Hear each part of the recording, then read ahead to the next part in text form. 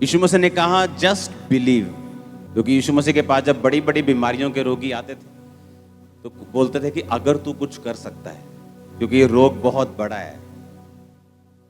उनके माइंड में पिक्चर थी कि बहुत बड़ा रोग है, फलाने को हुआ था वो मर गया, उसको भी हुआ था, मेरे रिश्तेदार को हुआ था वो मर गया। अगर तू कुछ कर सकता है तो यीशु मसीह ने कहा तूने अगर क्यों बोला? विश्वास करने वाले के लिए सब कुछ हो सकता है। परमेश्वर हमें उस पोजीशन पे लेके जाना चाहता है जहां रोज परमेश्वर हमें असंभव संभव होता दिखाए। एवरी डे, रोज वो हमारी आत्मिक जो पोजीशन है, हमारी जो लाइफ है, वो इस तरह से सेट करना चाहता है कि हम रोज इम्पॉसिबल पॉसिबल होता हुआ देखें। Every day. कई बार जो हम मांग रहे होते परमेश्वर हमें देता नहीं, जस्ट हमें चेक करने के लिए, हमारी विश्वास योग्यता को परखने के लिए। जैसे मुझे उसने चेक किया हीलिंग अनॉइंटिंग देने से पहले, खुद बीमारी में रख के, इतना बड़ा काम देने से पहले खुद मेरी वफादारी को उसने चेक किया। कई बार वो इन कारणों से हमें रोक के रखता है, लेकिन उसके साथ भी वो हमें ऐसी पोजीशन में चाहता है कि हम रोज असंभव कामों को संभव होता हुआ देखें। यही परमेश्वर का प्लान है आपकी लाइफ के लिए। परमेश्वर चाहता है हम इस पोजीशन में रहें, हमेशा इस तैयारी में, इस पोजीशन में रहें कि हम रोज एवरी डे अपने बच्चों में, अपनी लाइफ में, अपनी फैमिली में रोज एक नया मिरेकल्स देखें, रोज एक नया चमत्कार देखें। एवरी डे वो ऐसा सुपरनेचुरल हमें बनाना चाहता है। हमारा शरीर उसके आड़े आता है, हमारा व्यभिचार, हमारा गुस्सा, हमारी लड़ाइयां, हमारे झगड़े, प्रार्थना का ना कर पाना, प्रार्थना में ध्यान ना लगाना। मेरा प्रार्थना च ध्यान नहीं लगता, किसी का नहीं लगता।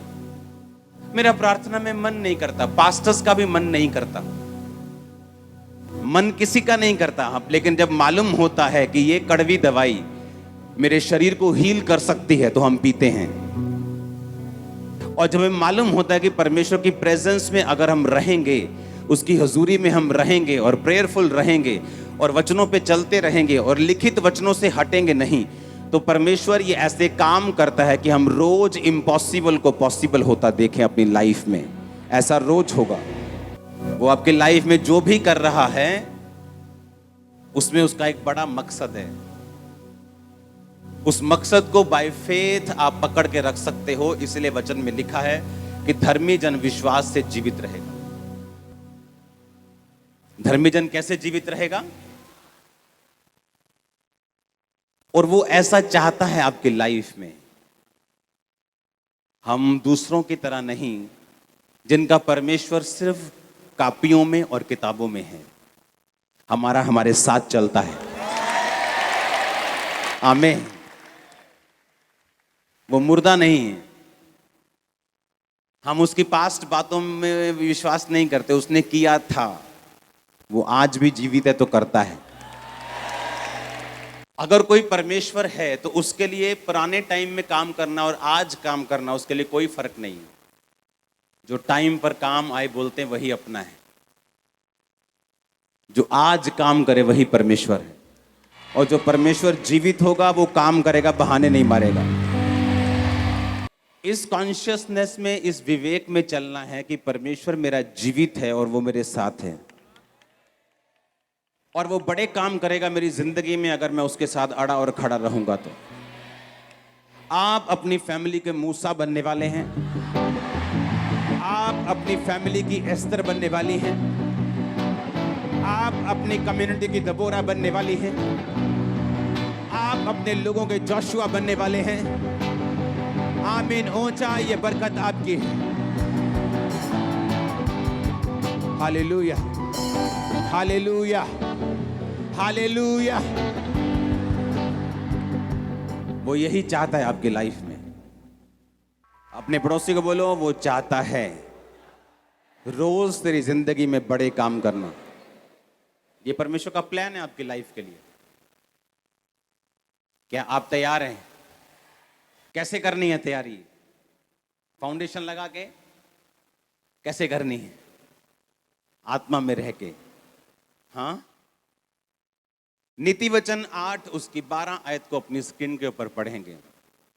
मैं जो बुद्धि हूं चतुराई में वास करती हूं और ज्ञान और विवेक को प्राप्त करती हूं। नीति वचन 1 उसका 7 पढ़ेंगे अभी। यहोवा का भय मानना बुद्धि का मूल है, बुद्धि और शिक्षा को मूढ़ लोग तुच्छ जानते हैं। फिर से पढ़ेंगे पहली आयत को। मैं जो बुद्धि हूं चतुराई में वास करती हूं और ज्ञान और विवेक को प्राप्त करती हूं। अब ध्यान से समझना, गहरा वचन है। उसने कहा मैं जो बुद्धि हूं, मैं जो विजडम हूं, चतुराई में वास करती हूं और ज्ञान और विवेक को प्राप्त करती हूं। बुद्धि क्या है? परमेश्वर ने के वचन में लिखा यहोवा का भय मानना ही बुद्धि है। बुद्धि की शुरुआत है, विजडम की शुरुआत है, विजडम का मूल है, उसका मेन कारण है यहोवा का जिसको भय है वो बुद्धि में है। इतना समझ आया कि नहीं आया? उसने कहा मैं जो बुद्धि हूं चतुराई में वास करती हूं। कौन था चतुर? यूसुफ चतुर आदमी था। एक चतुराई है शैतान वाली, एक चतुराई है परमेश्वर वाली।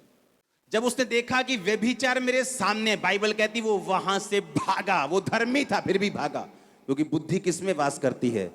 चतुराई में। जिस गली में व्यभिचार की थोड़ी सी प्रॉब्लम हो सकती है, मैं स्कूटर लेके भी उधर क्यों जाऊंगा? चाहे मुझे उधर से निकलना वैसे ही है, मैं किसी और गली से निकल जाऊंगा, उधर से नहीं जाऊंगा। मैं जो बुद्धि हूं चतुराई में वास करती हूं। कहता मैं फिर ज्ञान और विवेक को प्राप्त करती हूं। कौन सा ज्ञान? ये वो ज्ञान नहीं जो आप किताबों में लेते हैं, जो स्कूल और कॉलेजेस में मिलता है। वो ज्ञान अच्छा है, लेकिन उस ज्ञान की परमेश्वर बात नहीं कर रहा है। ये ज्ञान उससे ऊपर है। ये ज्ञान वो ज्ञान है जो हेवनली है, जो स्पिरिचुअल है। आमीन। सभी को जय मसीह की। तो आपने सुना इस वचन को जो परमेश्वर के दास प्रीच कर रहे हैं, अपोस्टल जी। धर्मी जन कैसे जीवित रहेगा? धर्मी जन विश्वास से जीवित रहेगा। विश्वास बहुत ज़रूरी है। आपको जीवित रहने के लिए आपको विश्वास मजबूत बनना पड़ेगा। आपको विश्वास को पकड़ के रखना पड़ेगा।